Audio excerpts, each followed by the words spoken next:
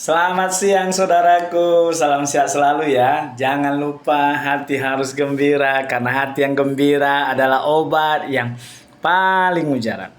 Siang hari ini saya khusus untuk memberikan pesan, berbagi kesaksian dan memberikan pendapat kepada saudara-saudaraku yang beragama Kristen yang ada di TikTok ini tentang ajaran Tuhan Yesus Kristus yang sebenarnya, yaitu kasih. Karena saya lihat sejak meninggalnya Ustadz Yahya Waloni, banyak saya lihat lewat di TikTok beberapa saudaraku merasa bergembira. Mungkin ada yang mengejek, ada yang mengolok-olok, bahkan ada yang tertawa sepuasnya atas meninggalnya Ustadz Yahya Waloni. Jadi saudaraku, apa yang saudara lakukan itu sebenarnya tidak diinginkan oleh Tuhan Yesus Kristus.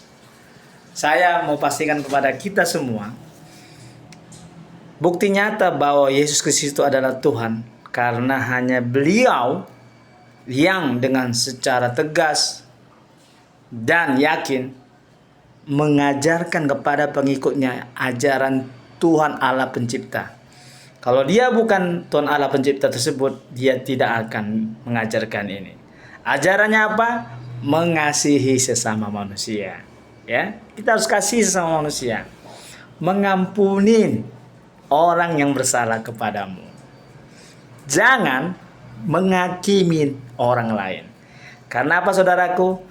Tugas menghakimin itu adalah tugas Tuhan Yesus itu sendiri.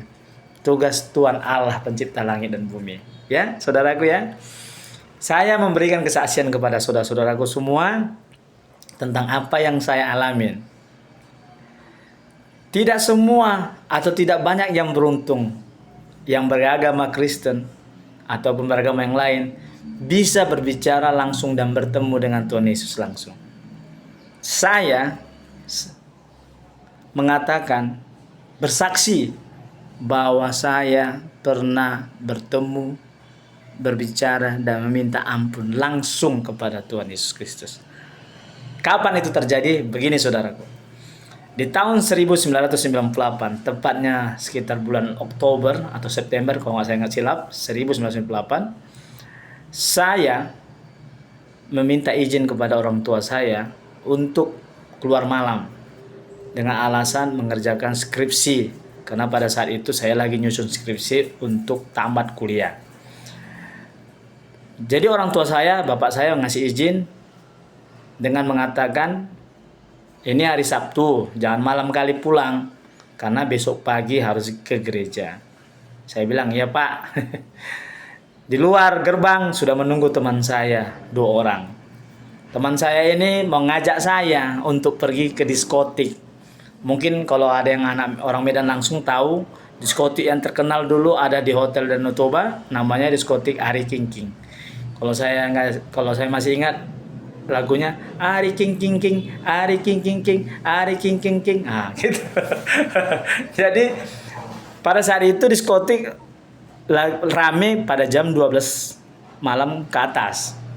Jadi saya keluar masih jam 9. Jadi kami memutuskan untuk nonton di bioskop Katai, Medan Mall. Bioskop Katai. Sampai di bioskop Katai, saya bersama 2 teman saya didatangi 1 orang preman, dan preman itu bicara sama saya, meminta uang saya 1.000 perak hari itu. Karena saya lihat saya ada bertiga, preman itu 1 orang, saya nggak mau dong, karena 3 lawan 1 pasti kami menang. Saya bilang nggak mau, saya bilang. Karena saya nggak ngasih, itu preman memukulin saya dan mengambil pisaunya. Yang herannya, teman saya yang 2 itu bukan membantu saya, yang 2 itu malah lari menyeberang, meninggalkan saya, dan saya dipukulin sama 2 orang preman jadinya, dan saya ditikam 17 liang dan usus saya keluar dari itu. Tapi saya tutup. Karena usus saya keluar, saya larilah. Masih hidup saya. Saya tutup pakai tangan, dan teman saya membawa saya ke rumah sakit Tembakau Deli. Di rumah sakit Tembakau Deli, saya dikasih pertolongan pertama, dibersihkan. Kemudian karena dokter operasi nggak ada situ, alatnya nggak lengkap, katanya saya dipindahkan ke rumah sakit pemerintah, rumah sakit Dr. Pringadi Medan. Sampai di sana, zaman dulu nggak ada BPJS, ada uang dikerjakan.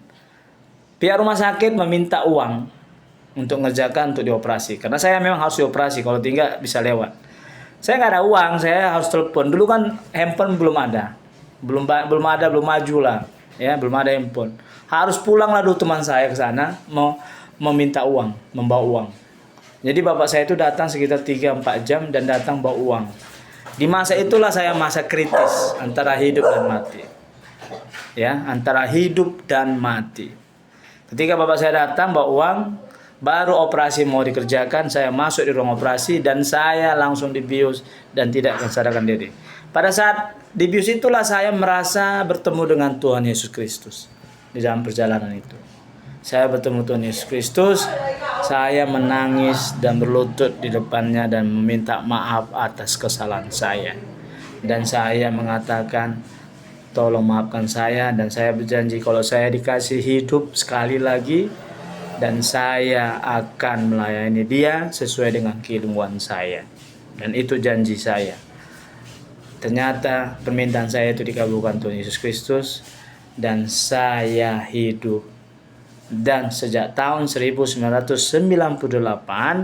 sampai sekarang, puji Tuhan, saya belum pernah masuk rumah sakit.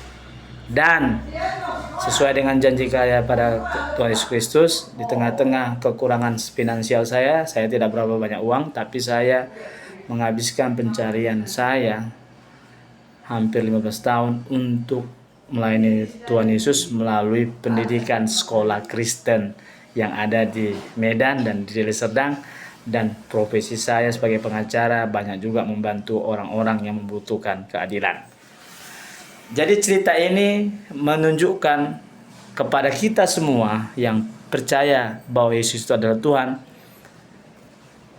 bersyukurlah, bergembiralah, karena saat ini kita adalah pengikut Yesus Kristus. Pengikut Yesus Kristus harus bergembira. Pengikut Yesus Kristus harus membuang rasa benci, dengki, dan iri. Pengikut Yesus Kristus harus mengutamakan kasih. Jangan dibalik. Karena Yesus itu adalah Tuhan. Makanya tidak heran di dunia ini, orang-orang pintar, orang-orang negara-negara yang kaya raya itu banyak dari agama pengikut Yesus Kristus. Karena kita tidak berbeban. Kita diajari oleh Yesus Kristus untuk melakukan hal-hal yang kasih, menaklukkan dunia ini dengan ilmu, melayani seluruh manusia. Kita tidak diajari memusuhi, kita tidak diajari memaki, saudaraku. Kita tidak diajari membenci. Perhatikan, tidak ada satupun ayat ajaran Yesus Kristus yang mengajari kita untuk membenci, membunuh, ataupun hal-hal yang buruk yang dilakukan kepada manusia. Jadi tentang kematian Ustaz Yahya Waloni, saya sudah heran. Suatu saat pasti akan tegur Tuhan. Selain Ustaz Yahya Waloni, ada juga Ustaz Stephen yang begitu masif, terus-menerus menghina, mengolok-olok Yesus Kristus. Ya, di usia mudanya dia meninggal, nggak lama dia mengolok-olok Yesus Kristus, dia meninggal, nggak hitungan tahun 2 tahun lah, nggak sampai 5 tahun dia meninggal. Ustaz apa lagi? Ustaz Moko Ginta. Itu juga sama juga mengolok-olok secara masif. Nggak sampai 5 tahun dia meninggal. Padahal usianya masih muda juga. Jadi melalui TikTok ini saya mau sampaikan kepada saudaraku yang sering menghina-hina Yesus Kristus, mengolok-olok ajaran Kristen. Ya, itu ada Juma, ada Donitan, ada Nandar, ada Buri Aritonang itu, Buru orang Batak yang mualaf itu. Dan ada Upi, ya. Ini kalian catat ini, kalian dengar baik-baik. Kalian terus-menerus mengolok-olok Tuhan Yesus Kristus, mempermalukan Yesus Kristus di media sosial. Saya yakin dan percaya 1-5 tahun ini kalau kalian terus-menerus seperti itu, kalian akan menyusul Ustadz Yahya Waloni atau Stephen Tong. Karena Yesus adalah Tuhan bagi kami dan hidup.